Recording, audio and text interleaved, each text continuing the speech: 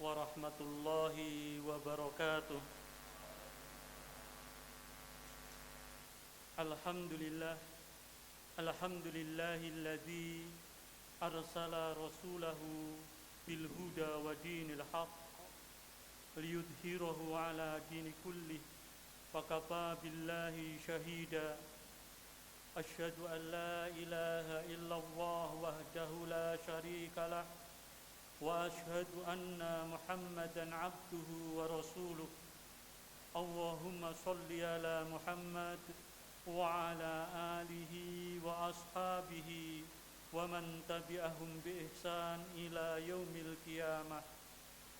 Ya ayyuhalladzina amanu ittaqullaha haqqa tuqatih wa la tamutunna illa wa antum muslimun.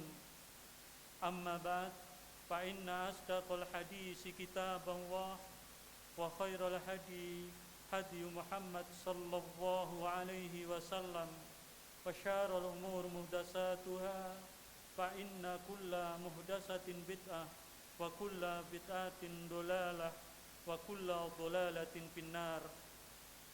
Ikhwani fillah rahimani wa rahimakumullah. Kita masih melanjutkan bab yang ke-11, yaitu halaman 194, bahwa sunnah Nabi SAW itu menafsirkan Al-Quran dalam menguraikan, menerangkan, dan menjelaskan nama dan sifat-sifat Allah Subhanahu wa Ta'ala.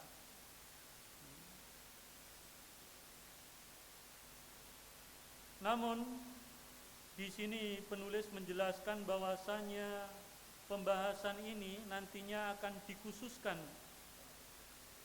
tentang wajibnya bagi kita untuk berpegang teguh dengan sunnah Rasulullah SAW dalam menjelaskan nama-nama dan sifat-sifat Allah Subhanahu wa Ta'ala.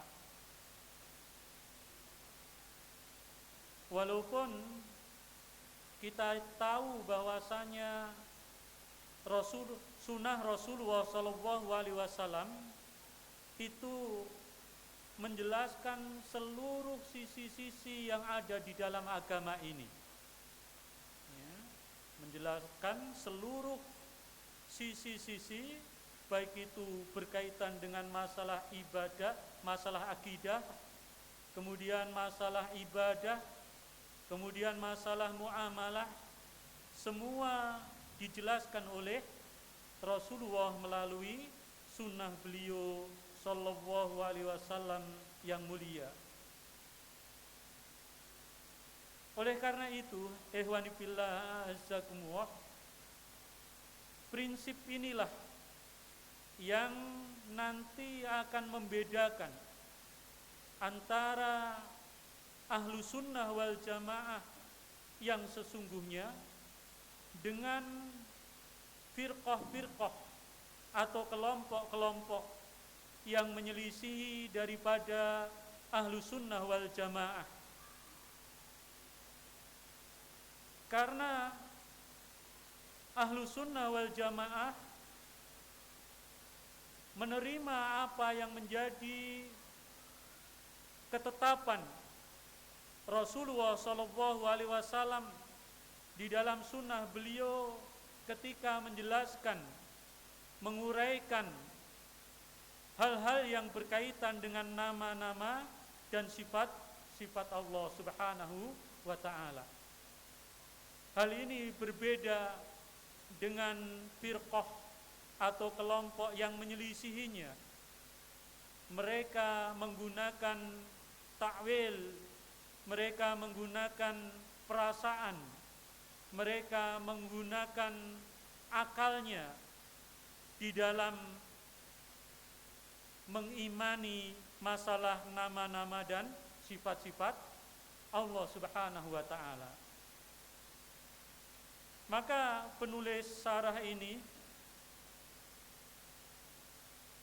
memberikan keterangan supaya kita tidak berpaling, bahwasanya cukup bagi kita dengan berpegang sunnah Rasul Sallallahu Alaihi Wasallam yang kita yakini sebagai penjelas daripada Al-Quranul Karim di dalam masalah ini.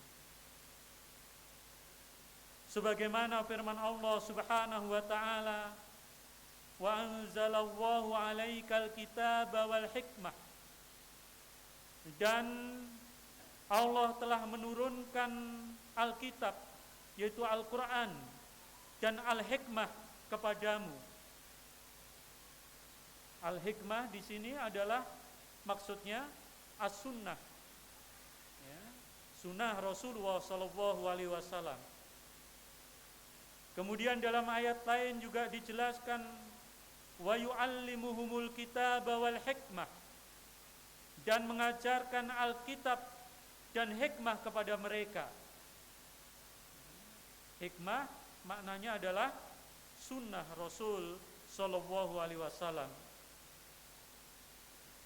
Kemudian di dalam ayat yang lain, yaitu di dalam surah An-Nahl ayat yang ke-44, Allah Subhanahu wa taala berfirman, wa anzalna ilaika dzikra litubayyana lin-nas ma nuzzila ilaihim wa la'allahum yatafakkarun. Dan kami turunkan adzikra, yaitu Al-Quran, kepadamu agar engkau menerangkan kepada manusia apa yang telah diturunkan kepada mereka, dan agar mereka memikirkan. Jadi ketika Allah menurunkan Al-Quran kepada Rasulullah Sallallahu Alaihi Wasallam, kemudian Allah perintahkan agar Rasulullah Sallallahu Alaihi Wasallam menjelaskan Al-Quran itu kepada manusia. Dan tentu di dalam menjelaskan Al-Quranul Karim kepada manusia adalah dengan melalui sunnah-sunnah beliau, baik itu berupa ucapan beliau atau perkataan beliau, kemudian amalan beliau, apa yang beliau amalkan, kemudian hal yang sifatnya takririyah, yaitu apa yang dilakukan oleh sahabat Rasulullah, kemudian dibenarkan pelaksanaannya oleh Rasulullah Sallallahu Alaihi Wasallam. Kemudian juga di dalam ayat lain Allah menyebutkan, wa ma anzalna 'alaikal kitab illa litubayyina lahumul ladzi ikhtalafu fihi wa hudaw wa rahmatan liqaumi yu'minun. Dan kami tidak menurunkan Alkitab, yaitu Al-Quran ini kepadamu Muhammad, melainkan agar engkau dapat menjelaskan kepada mereka apa yang mereka perselisihkan itu, serta menjadi petunjuk dan rahmat bagi orang-orang yang beriman. Ini Al-Quranul Karim. Allah perintahkan dalam ayat ini pula bahwa Rasulullah Sallallahu Alaihi Wasallam supaya menjelaskannya kepada manusia tentang perkara-perkara yang mereka perselisihkan. Fa in tanaza'tum fi syai'in farudduhu ila Allahi wa rasulih in kuntum tu'minuna billahi wal yaumil akhir. Ya, jika kalian berselisih tentang sesuatu, farudduhu ila Allah wa rasulih, maka kembalikanlah kepada Allah dan Rasulnya. Jika kalian benar-benar beriman kepada Allah dan benar-benar beriman kepada hari akhir. Jadi perselisihan ada, maka jalan kembalinya adalah Al-Quran dan Sunnah Rasul Sallallahu Alaihi Wasallam. Kemudian dalam ayat lain Allah juga sebutkan, wa ma atakumur rasul fakuzuhu wa ma nahakum anhu fantahu. Apa yang datang dari Rasul, atau yang diberikan oleh Rasul, fakuduhu, maka ambillah. Dan apa yang beliau larang, maka tinggalkanlah. Ya, maka tinggalkanlah. Ayat-ayat ini, hadirin sekalian, Bapak Ibu sekalian, ini adalah merupakan perintah dari Allah Subhanahu wa ta'ala kepada Rasulnya untuk menjelaskan kepada manusia tentang perkara-perkara yang berkaitan dengan din, baik itu berkaitan dengan masalah akidah, yaitu keyakinan, masalah keimanan, kemudian masalah ibadah, kemudian masalah muamalah, hubungan antara manusia dengan manusia yang lainnya. Maka Allah Subhanahu wa ta'ala perintahkan kepada manusia untuk mengambil petunjuk dari Rasulullah sallallahu alaihi wasallam. Ya. Wa ma atakumur rasul fakhudhuhu. Apapun yang datang dari Rasul, ambillah. Wa ma nahakum anhu fantahu. Dan apa yang beliau larang, maka tinggalkanlah. Ini perintah Allah Subhanahu wa ta'ala. Maka kita tidak boleh mengikuti ahlul dolal, orang-orang yang menyelisih daripada keyakinan ini, yang mereka ada di antaranya yang hanya mau menggunakan Al-Quran saja, tidak mau menggunakan sunnah Rasul sallallahu alaihi wasallam. Ya. Mereka menamai dirinya dengan nama yang seolah-olah indah, dengan nama Qur'aniyun, kan indah, terdengar indah namanya Qur'aniyun. Tapi keyakinan mereka apa?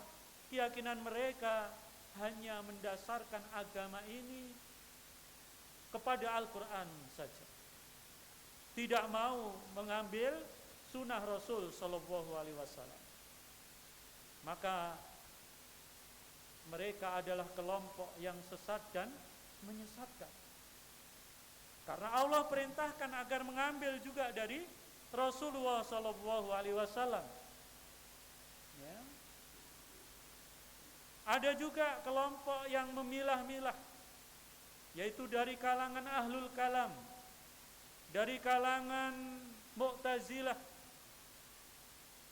juga dari kalangan kelompok Jahmiyah, yang mereka memilih-milih dan memilah-milah sunnah Rasul sallallahu alaihi wasallam. Kalau sunnah Rasul itu sesuai dengan akalnya, mereka ambil.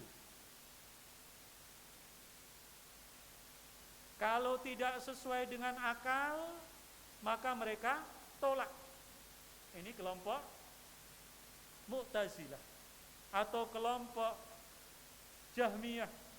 Mereka mendasarkan keyakinan mereka, agama mereka seperti itu, sehingga mereka membagi apa yang datang dari Rasul itu dengan pembagian dalam rangka penolakan. Dibagi sunnah Rasul itu ada yang hadis yang ahad, ada hadis yang mutawatir. Hadis ahad adalah hadis yang perawinya hanya satu orang, maka mereka sepakat menolak ini. Mereka hanya menerima hadis-hadis yang mutawatir, yang diriwayatkan oleh banyak perawi. Karena mereka ragu, hanya didasarkan kepada pemberitaan seseorang, maka ditolak hadis ahad. Sebagaimana dulu kami contohkan misalnya adalah hadis Umar ibnul Khattab, innamal a'malu bin niyat wa innama likulli imri'in manawa. Paman kanat hijratuhu ilallahi wa rasulih fa hijratuhu ilallahi wa rasulih. Paman kanat hijratuhu illa dunya wa mar'atin yankihuha fa hijratuhu ila hajara ma alaih. Barang siapa hijrahnya karena Allah, segala amal itu tergantung kepada niatnya. Ya. Setiap amal itu tergantung pada niat. Barang siapa yang hijrahnya karena Allah dan Rasulnya, maka hijrahnya karena Allah dan Rasul. Dan barang siapa hijrahnya karena dunia atau wanita yang ingin dinikahinya, maka hijrahnya itu adalah karena perkara tersebut. Ini di hadis-hadis yang semacam ini diingkari dengan alasan hadis ahad. Sedangkan ahlu sunnah mereka menerima baik itu hadis yang mutawatir maupun ahad, asal hadis tersebut betul-betul sah berdasarkan penelitian dari para ulama ahlul hadis yang kompeten di dalam masalah hadis, maka diterima. Diterima oleh mereka. Ini ikhwani fillah azakumullah. Mengapa ini perlu kita pahami? Karena nanti di hadapan kita akan ada orang kelompok-kelompok yang semacam ini, yang mereka menolak ini karena hadis ahad. Ada yang ekstrim tadi seperti kita katakan, kita hanya menggunakan Al-Quran, tidak mau menggunakan hadis Rasulullah SAW. Maka jawabannya untuk mengokohkan keyakinan kita adalah apa-apa yang telah kita bacakan dari ayat-ayat Al-Quranul Karim tentang kewajiban kita untuk menggunakan Al-Quran dan Sunnah di dalam membangun agama kita atau di dalam masalah agama kita ini. Dan juga sabda Rasulullah SAW, ala inni utitul kitaba wa mislahu ma'ah. Ketahuilah, sesungguhnya aku diberikan Alkitab, yaitu Al-Quran, dan yang sepertinya, yaitu sunnah Rasul bersamanya. Yaitu maksudnya adalah sunnah Rasul Sallallahu Alaihi Wasallam. Jadi sunnah Rasul itu adalah perkara yang harus kita pegangi, karena itu juga merupakan wahyu juga. Ya, Rasulullah berbicara wala yantiku wa ma yantiku anil hawa in huwa illa wahyu yuha. Bahwa beliau tidak mengucapkan menurut keinginannya. Tidak lain Al-Quran itu adalah wahyu yang diwahyukan kepadanya. Ya. Jadi apa yang disampaikan oleh Rasulullah SAW itu adalah merupakan wahyu. Kalau belum datang wahyu terhadap perkara yang sedang dihadapi oleh beliau, maka beliau tidak mau menyampaikan kepada para sahabatnya. Ya, tidak mau. Contohnya adalah ketika terjadi fitnah terhadap istri beliau yang dituduh oleh orang-orang munafik di bawah pimpinan Abdullah bin Ubay bin Salul, bahwa istri beliau telah berzina dengan salah seorang sahabat yang ketika itu Aisyah istri beliau tertinggal dari perjalanan, kemudian diantar oleh seorang sahabat yang tentu sahabat ini betul-betul menjaga istri Rasulullah SAW. Ya, akhirnya sampainya di Madinah dihembuskan fitnah oleh orang-orang munafik bahwasanya istri beliau telah berzina dengan pemuda. Akhirnya fitnah ini berkembang sampai memasuki rumah beliau dan rumah Abu Bakar As-Siddiq. Akhirnya Rasulullah SAW sempat, karena belum datang wahyu yang memberitakan perkara tentang keadaan sesungguhnya dari istrinya, maka istrinya dipulangkan dulu di rumahnya bapaknya, yaitu Abu Bakar. Ini juga menunjukkan dalil kepada kita bahwasanya pada hakikatnya Rasulullah itu tidak tahu terhadap perkara yang gaib sebelum datang wahyu. Kalau tidak datang wahyu, maka Rasulullah tidak akan menyampaikan perkara-perkara atau mengabarkan perkara-perkara yang gaib. Termasuk kejadian yang nyata yang menimpa istrinya sampai beliau tidak tahu. Menunggu wahyu datang, sampai datang atau turun wahyu yang mensucikan istrinya, yang mensucikan nama istrinya, yaitu Aisyah. Ini Bapak Ibu sekalian.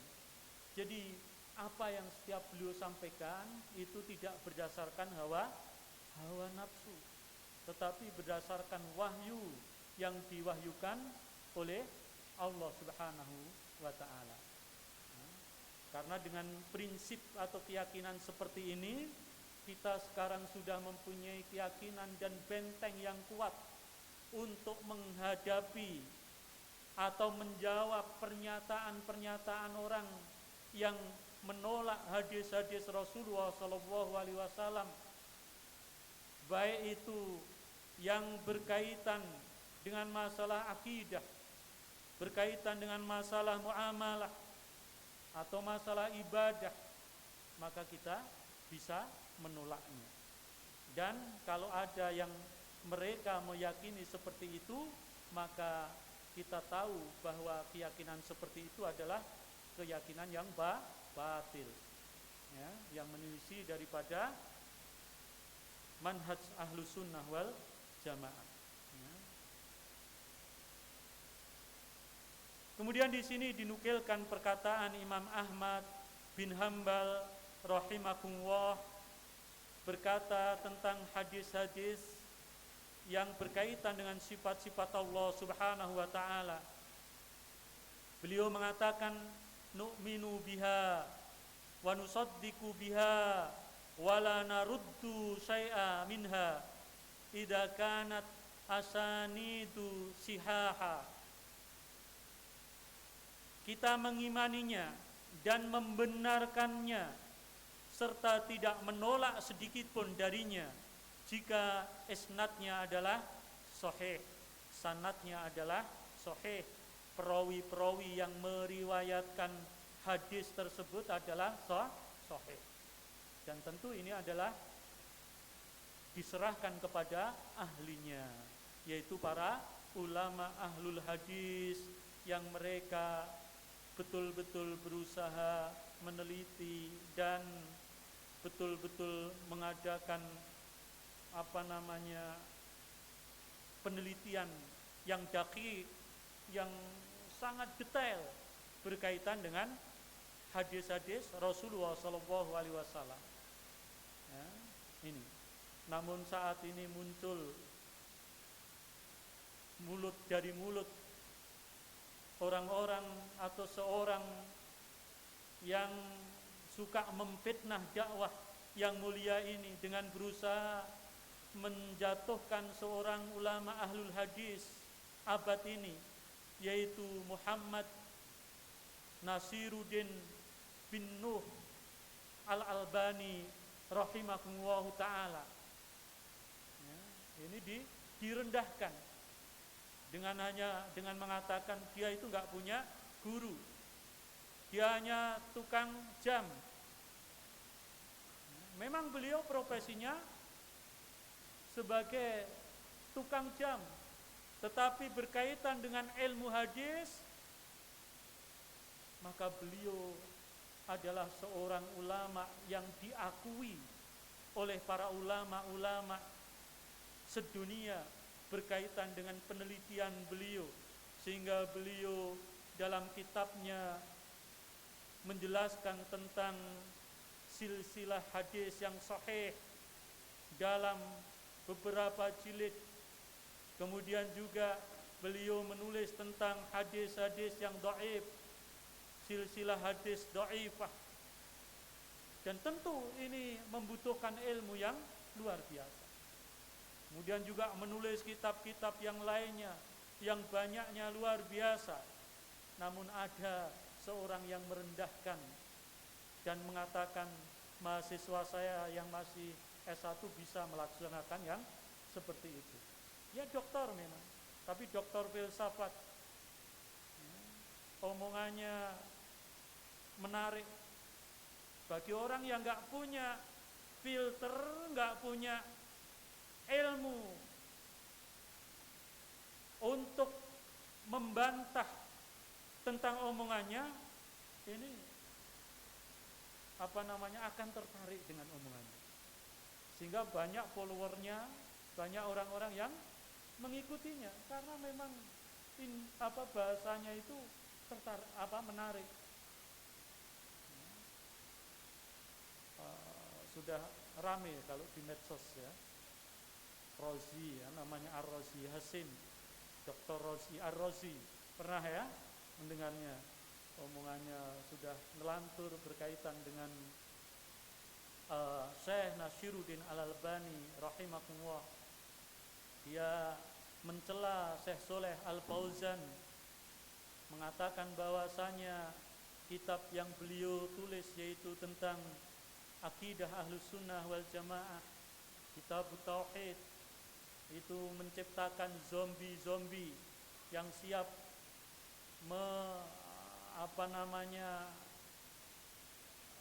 mengucurkan darah ya seperti itulah, yang akan menciptakan teroris-teroris dan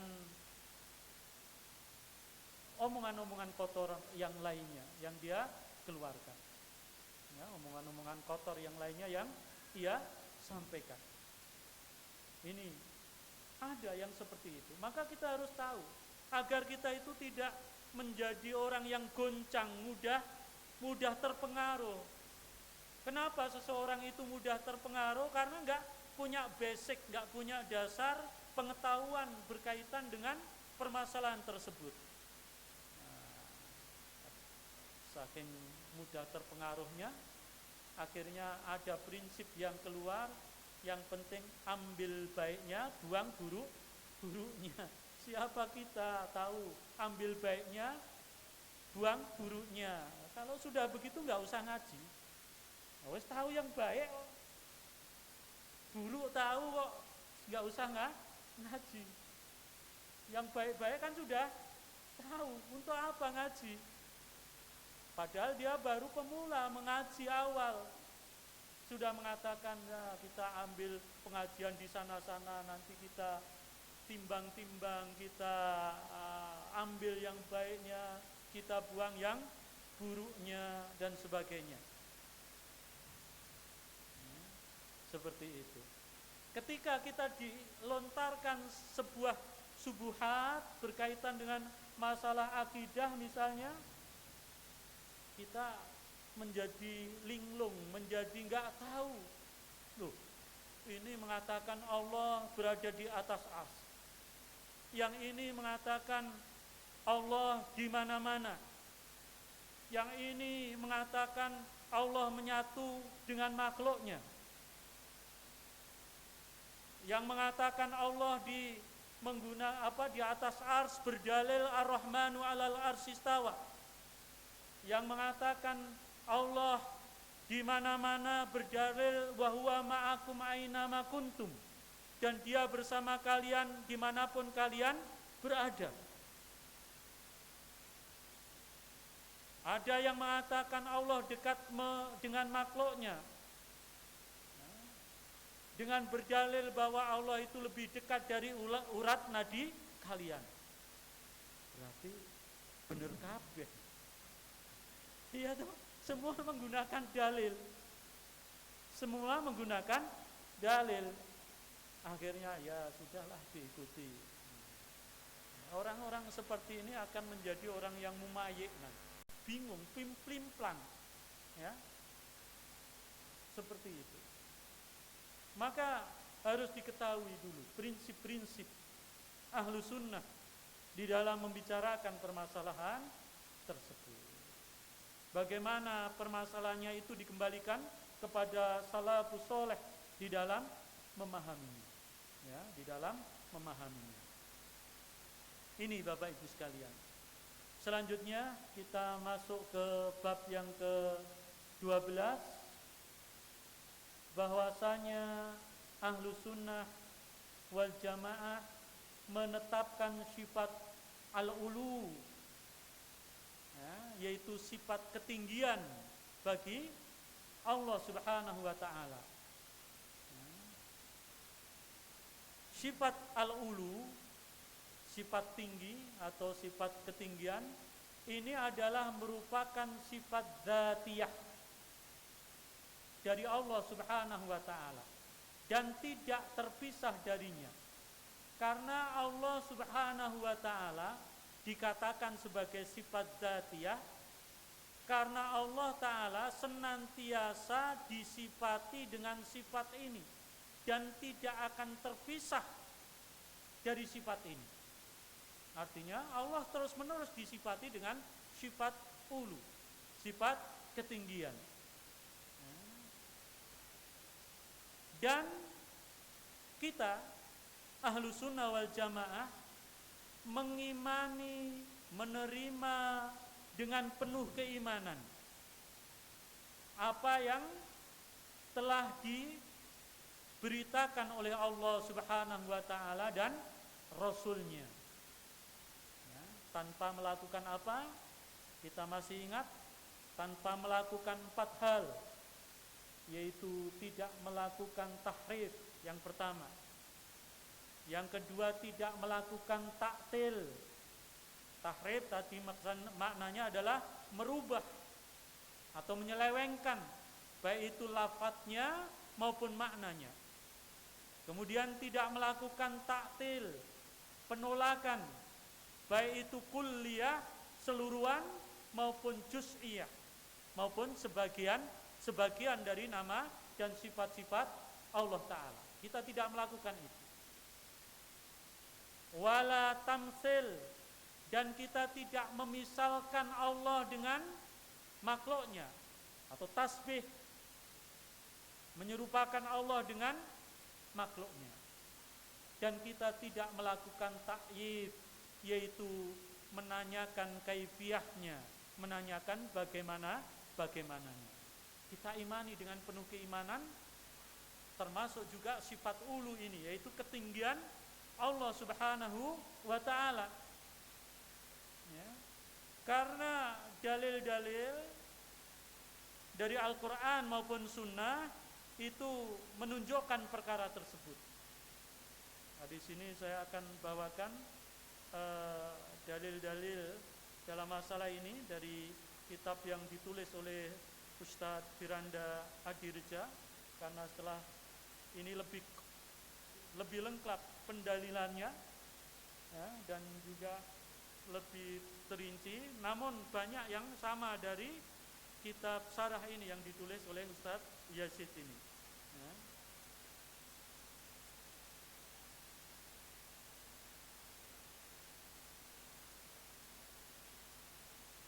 Dalil-dalil yang menunjukkan bahwasanya Allah Subhanahu wa ta'ala itu berada di atas. Yang pertama adalah tentang penyebutan fauqiyah, yaitu ketinggian, fauqa, ya, di atas, tanpa diikuti kata penghubung apapun. Contohnya adalah sebagaimana firman Allah Subhanahu wa ta'ala di dalam surah Al-An'am, surah yang ke-6 ayat yang ke-18. wa huwal qahiru fawqa ibadih, dan dialah yang maha qahir, yaitu yang maha menundukkan, fawqa ibadih, di atas hamba-hambanya. Di atas hamba-hambanya. Kita kan paham makna di atas itu ya di atas. Enggak ada makna di atas itu di mana di bawah atau di kanan kiri. Ya, di atas ya kita imani di atas.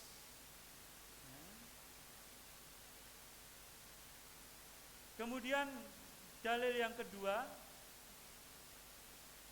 yaitu penyebutan fauqiyah, ketinggian Allah Subhanahu wa taala dengan kata penghubung min.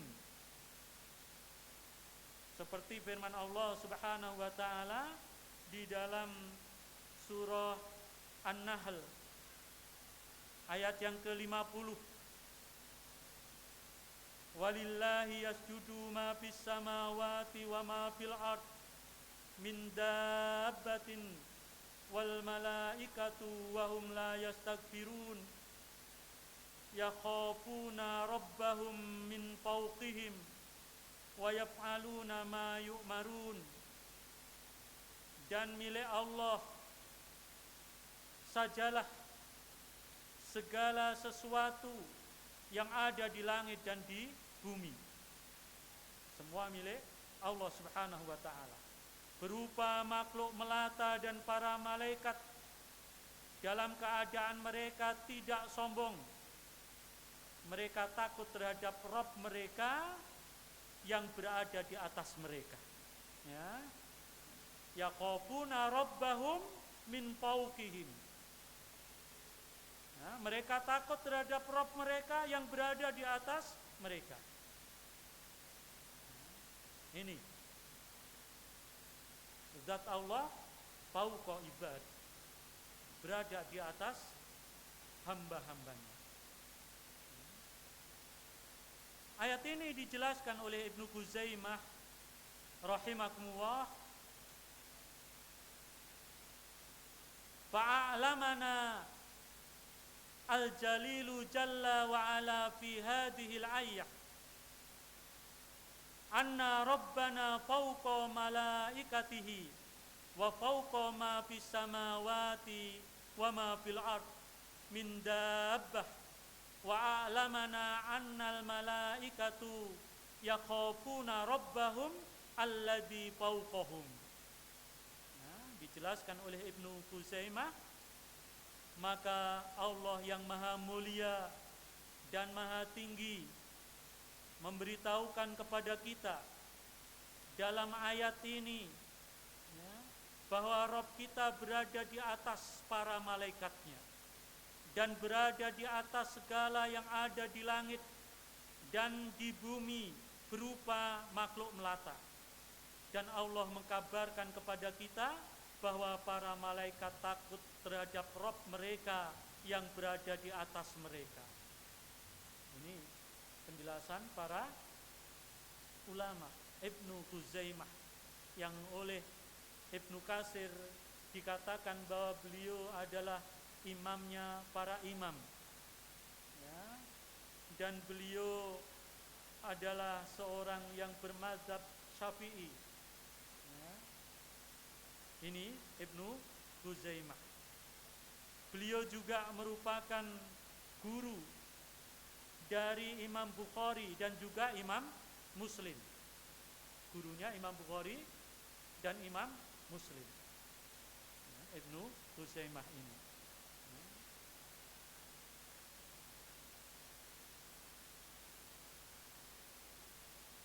Kemudian juga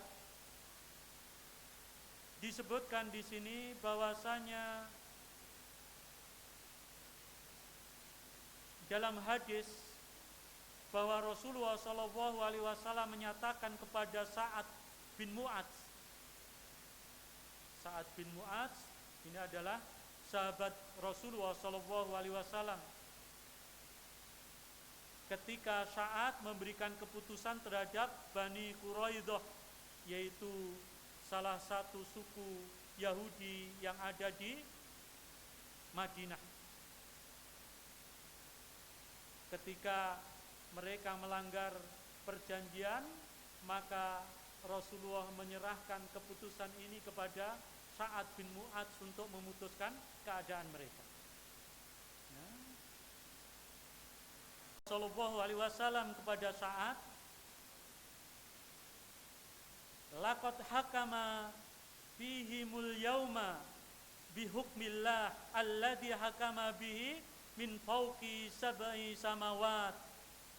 Sungguh engkau telah menetapkan hukum pada hari ini dengan hukum Allah yang telah Allah tetapkan dengannya dari atas 7 langit. Dari atas 7 langit. Nah, ini siapa yang mengatakan seperti itu? Rasulullah kepada Mu'adz, Sa'ad bin Mu'adz. Ya. Kalau kemudian ada orang yang mengatakan Allah tidak di atas, Allah tidak di bawah, dan itu dai kondang yang mengatakan seperti itu. Dan ajarannya banyak diikuti oleh manusia, baik terutama di Indonesia ini. Dan keyakinan yang semacam ini juga banyak diyakini oleh kaum muslimin di luar Indonesia. Allah tidak bisa ditunjuk, Allah tidak di atas, tidak di bawah, tidak di kanan, tidak di kiri, tersucikan dari 6 arah, kata mereka. Tapi Rasulullah mengatakan apa kepada Sa'ad? Lantas kalam siapa, omongan siapa yang kita pegang? Tentu kalam atau perkataan Rasulullah Shallallahu Alaihi Wasallam, bukan perkataan selainnya. Karena tadi kita sudah meyakini apa yang datang dari Rasul disuruh apa? Ambil. Ini.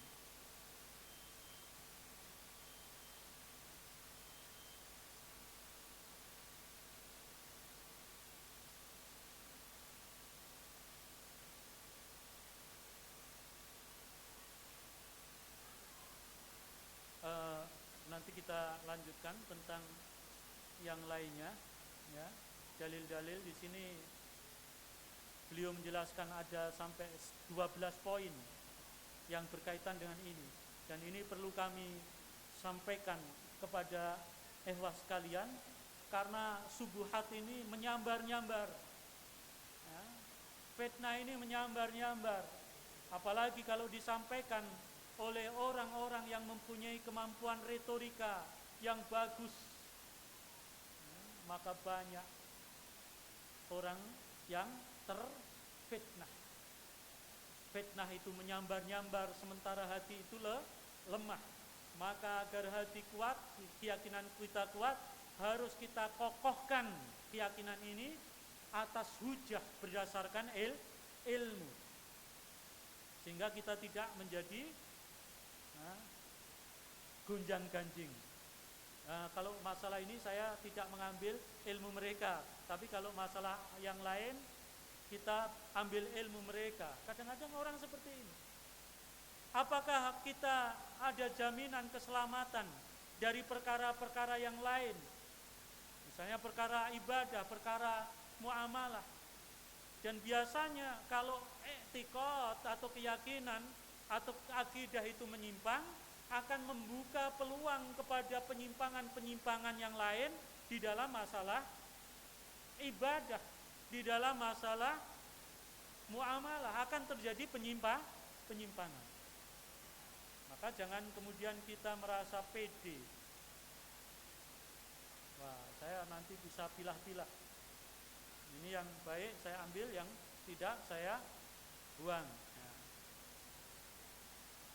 ini tidak seperti itu, ya, jangan seperti itu. Insya Allah kita lanjutkan nanti di dalam pembahasan-pembahasan berikutnya berkaitan dengan sifat al-ulu, yaitu sifat ketinggian Allah Subhanahu wa ta'ala.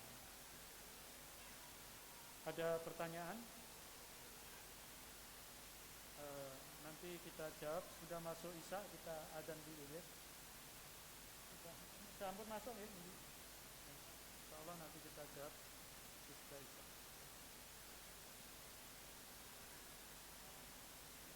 Oh ini ada enggak pertanyaan ini?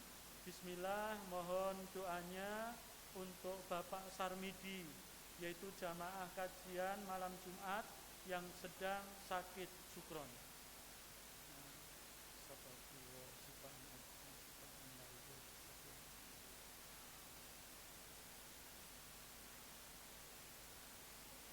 Monggo azan. Kita cukupi kalau enggak ada pertanyaan dengan doa kafaratul majelis. Subhanakallahumma bihamdika asyhadu an la ilaha illa anta astaghfiruka wa atubu ilaik. Assalamualaikum warahmatullahi wabarakatuh.